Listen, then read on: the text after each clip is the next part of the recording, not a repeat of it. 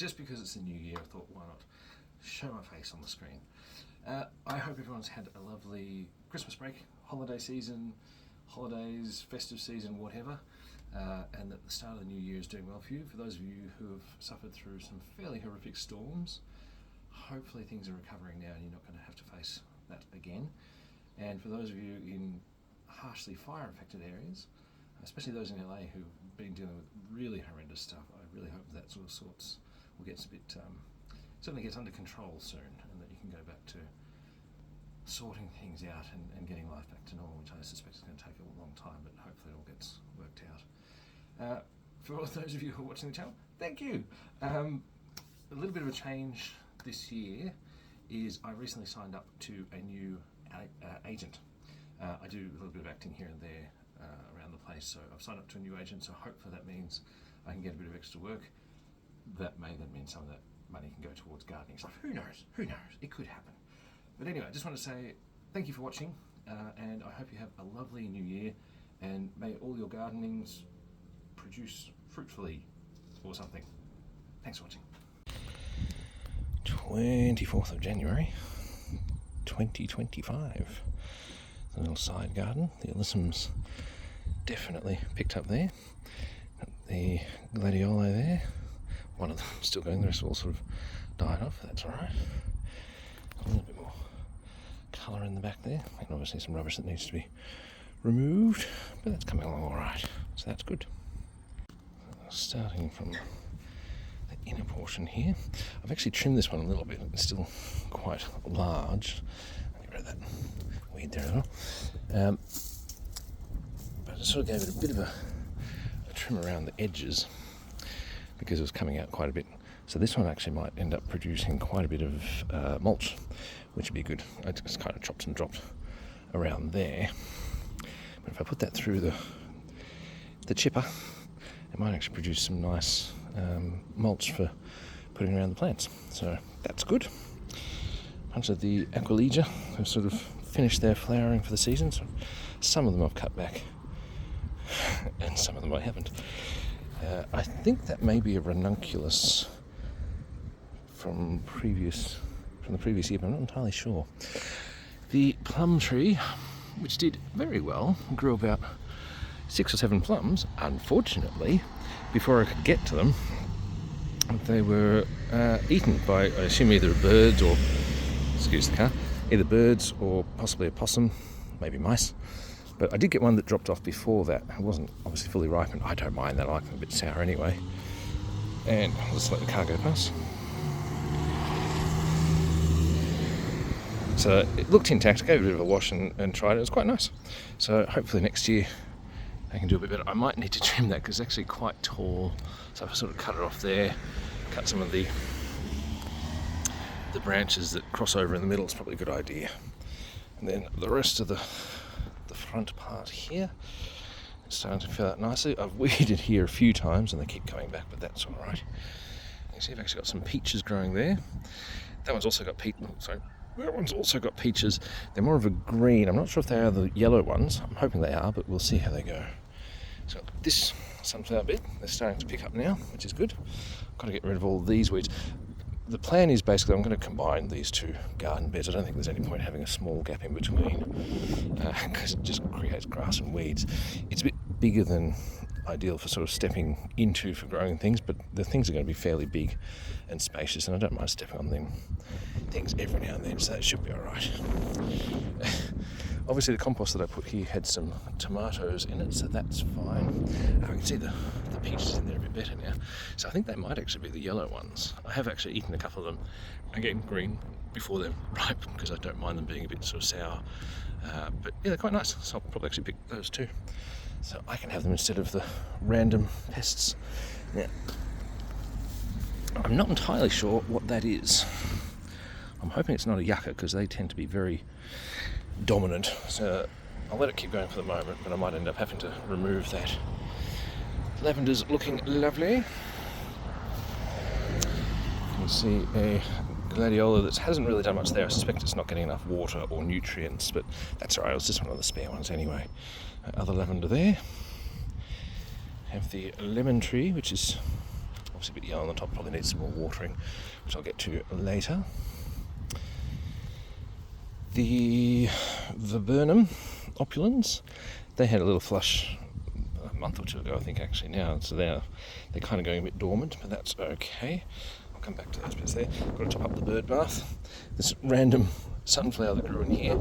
Other than that, this little area is sort of filling out a bit, which is good.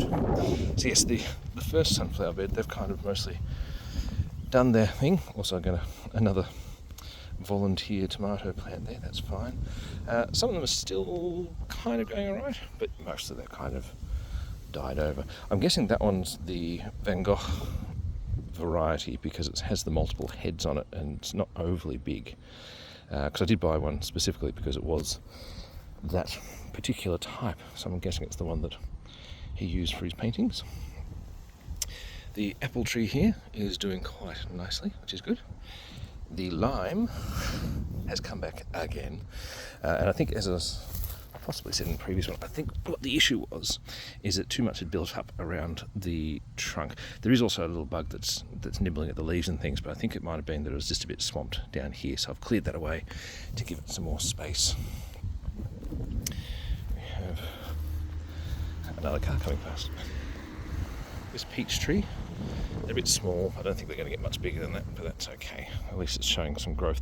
Because the trees in the front yard here hadn't fruited last year. This is the first, well, so I should say, yeah, last year I actually put on the special liquid copper sulfate, I think it is, to help because they tend to get leaf curl. You can actually see there that it still has some, but it's doing a lot better than it has previous years. And so this year they've actually fruited, including a nectarine tree.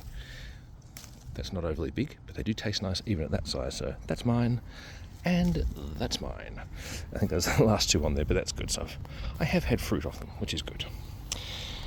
The liliums, obviously, they're just sort of hanging on until they completely go dormant now, but I'm letting them stay like that because, as far as I know, obviously a busy time, sorry about that.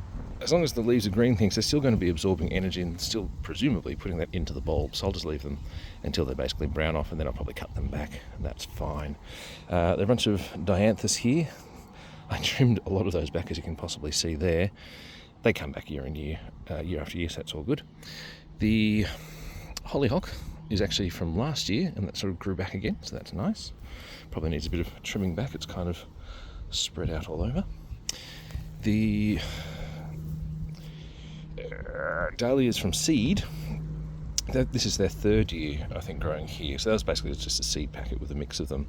They're not the big, showy sort of flowers, as you can see there, but they are reliable. They come back, and obviously the little bee is quite happy to hang around there, so that's okay. Another one of the fruit trees. Not sure if this one has actually fruited, but this one, some peaches. One here, that one has peaches also. Again, funnily enough, the fruit tree that is the biggest and has never really shown much of an issue with the leaf curl has never produced fruit.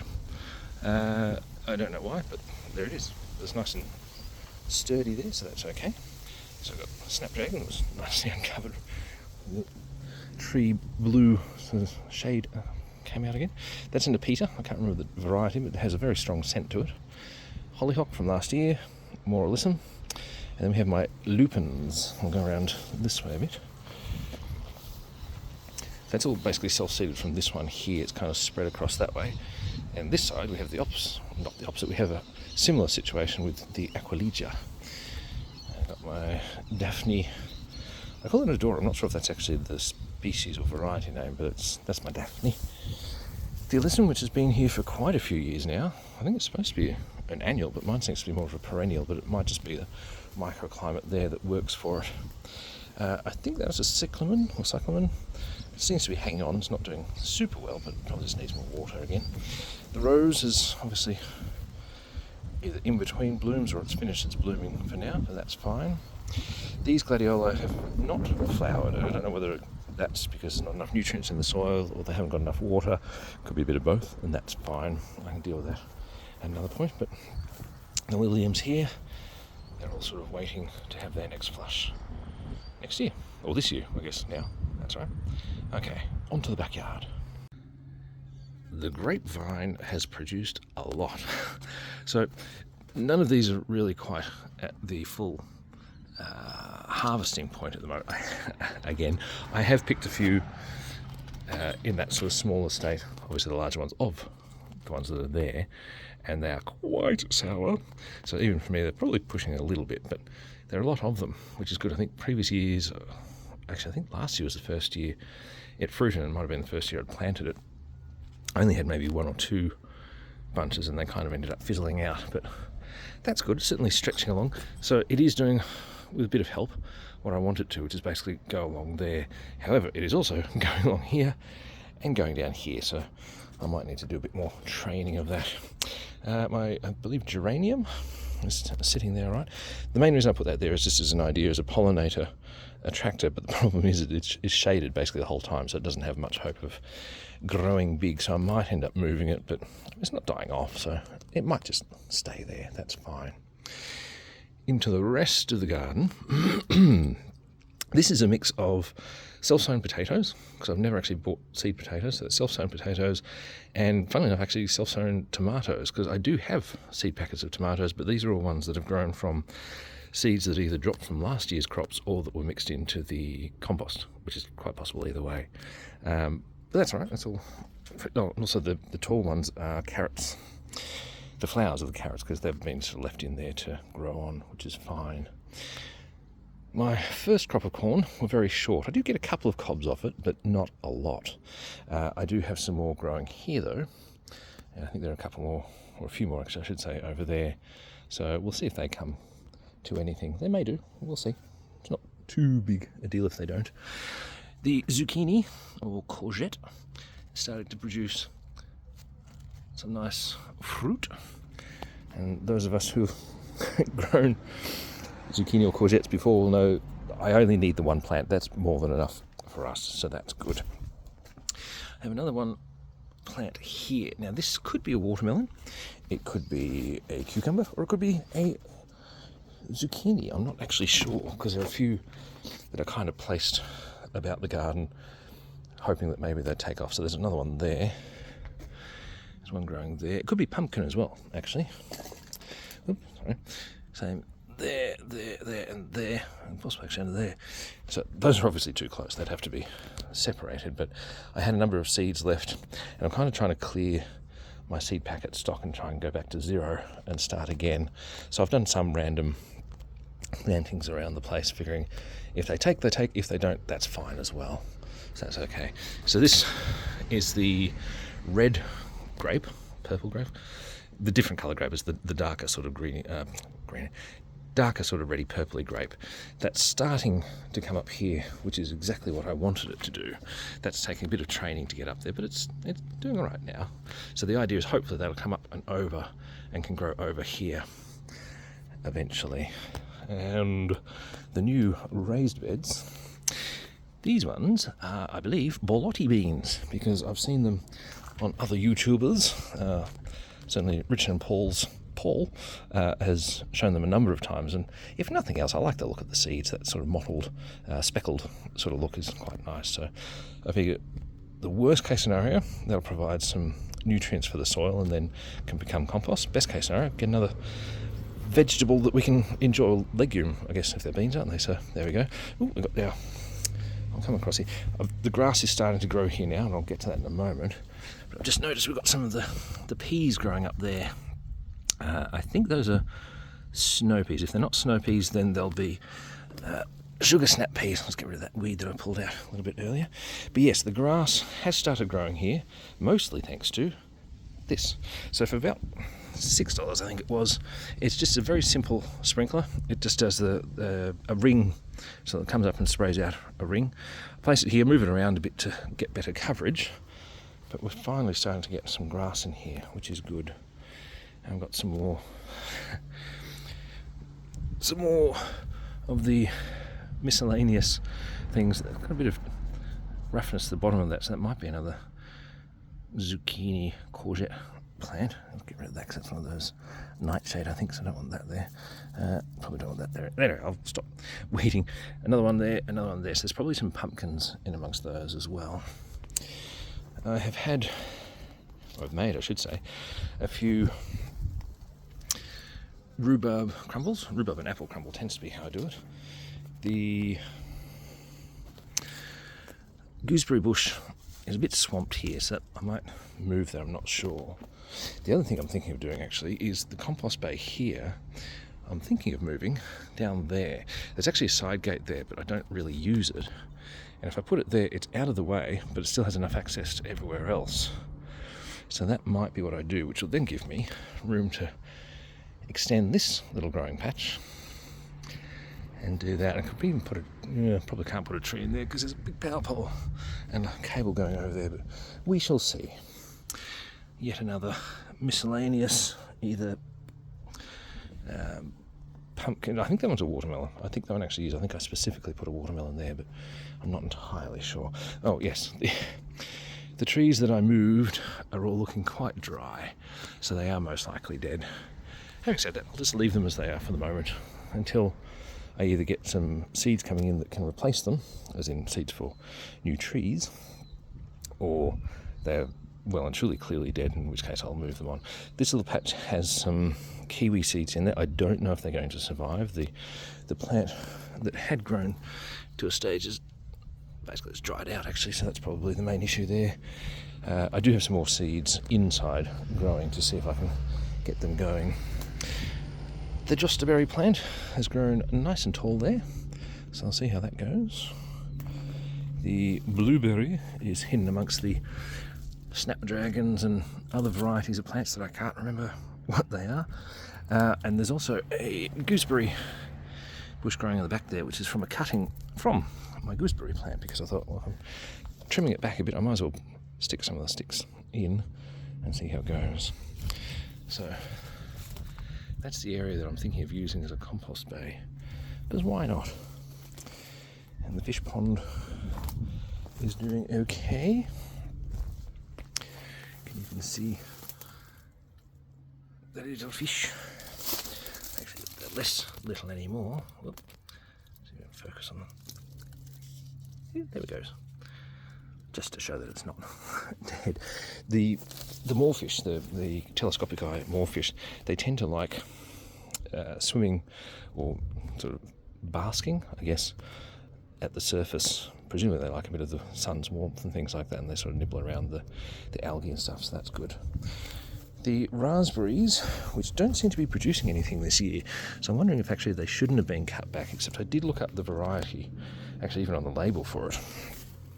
Down here, it did actually mention to cut them back, but it doesn't seem to have produced fruit, so I'll most likely leave it with the growth from this year and see how it does next fruiting season. See what happens. This has got a couple of more cuttings of the gooseberry bush. A bit of a mess, needs a bit of tidying, but they seem to be doing all right. The bamboo is doing particularly well now. In fact, it has put out some new shoots for growing more bamboo, so that should provide me with some more garden canes. I'm hoping they grow a bit taller because they do seem to be levelling off kind of around there, but that still works, that's still right. The apple tree, which has produced a few apples, a number of them did actually fall off, and I picked a couple of them off, but it did actually produce this year, so that's good. I'll probably end up cutting this branch off because it's coming out a bit too far this way, or at the very least I might cut it back. But yep, that's coming along all right. It's not too bad. Now the greenhouse is a bit of a mess at the moment. It's been a bit hit and miss in terms of actual growth too. Oh, speaking of that, there's another zucchini, which clearly we won't need, but that's popped up. My propagators have been fairly, well, mostly miss this year. I've either overcooked them, like that's looking a bit dry there.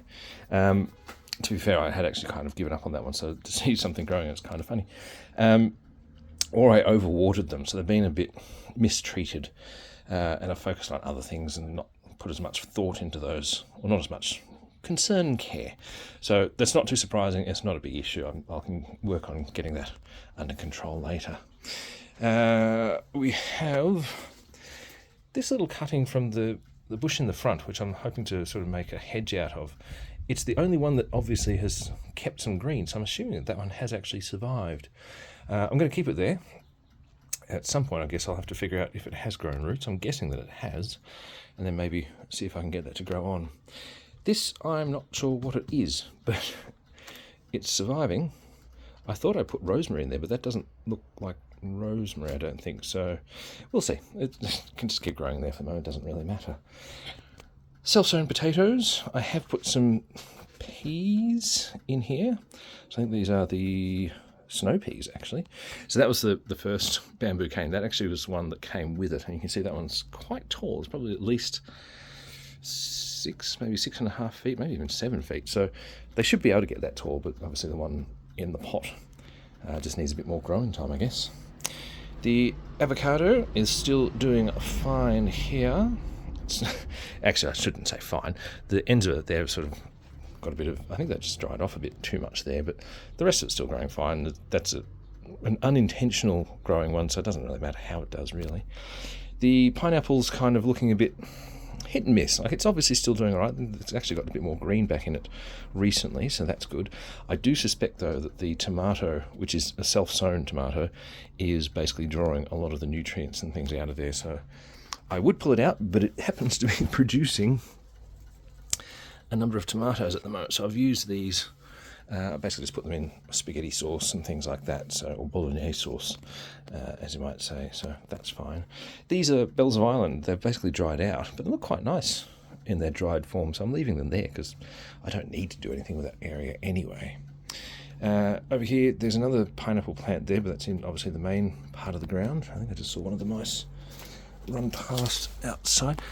Mice tend to run past along here, and I think they actually also get into here, which makes sense because there were a bunch of slices of bread there. They'd gone mouldy, so I chucked them in the compost, and they'd sort of moved about, so I'm assuming that mice have come in here, and actually I suspect that is the hole that they're coming in from.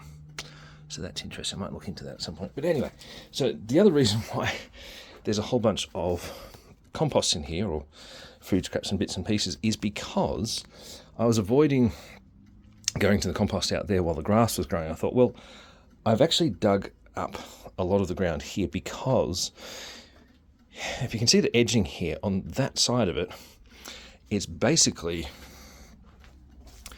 this stuff. It's like coarse sand, and I think that's mixed with the clay, so it becomes almost like a concrete.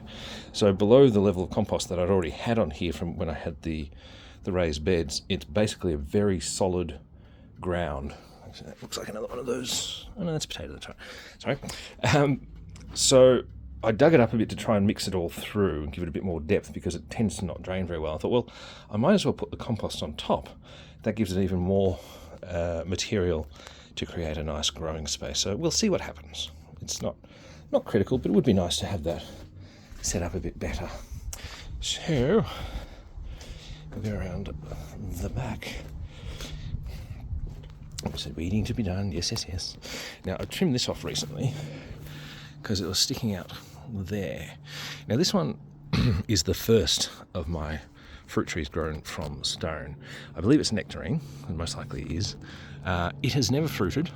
It frequently has issues with leaf curl, which you can kind of see up the top there. It's doing better than that one, which may actually be dead now. This one started with leaf curl, but it's now put on this very lovely growth. So I don't know whether it's perhaps developing a bit of a resistance to it. That's kind of my hope. I don't know if that's quite how it works in the plant world, but I'm kind of hoping that if I let it kind of tackle it itself, it will develop a bit of a resistance, but we'll see. We shall see. Can't remember what this one is, but I've trimmed that back a bit, making some room for my Camellia sinensis, which is the tea plant. So in theory, at some point I'll be able to actually grow my own tea from this tea leaves, if it's survived. It's been sitting in the greenhouse for quite a long time, so I'm hoping that I haven't actually killed it off by doing that. I might actually pop this off because there's a little seed pod. And actually, I'll leave it on there. It can stay there. Another one that I think is a ranunculus, not entirely sure. And this is my, I believe, dahlia. I think it's the African dawn, African sunset, something to do with the sun and Africa. So that one has actually survived, so that should flower eventually. Hopefully cutting that branch off will give it a bit more sun and help it to grow as well. I've pulled off a lot of the weeds from here. Looks like some of them are coming back, but I'll get to those eventually. My hebe, which now has a bit more room. This is the stuff that tends to grow all through there. It's the weeds that I've been pulling out. I've pulled up a bunch of the sweet peas from around the back where I said I'm going to move the compost. So I've dropped them all here, so hopefully the seeds can pop up and then plant in there, because I'd like them to eventually grow around the stump of the fern there. I believe these are Swan River daisies. I'm not entirely sure, but I think that's what they are.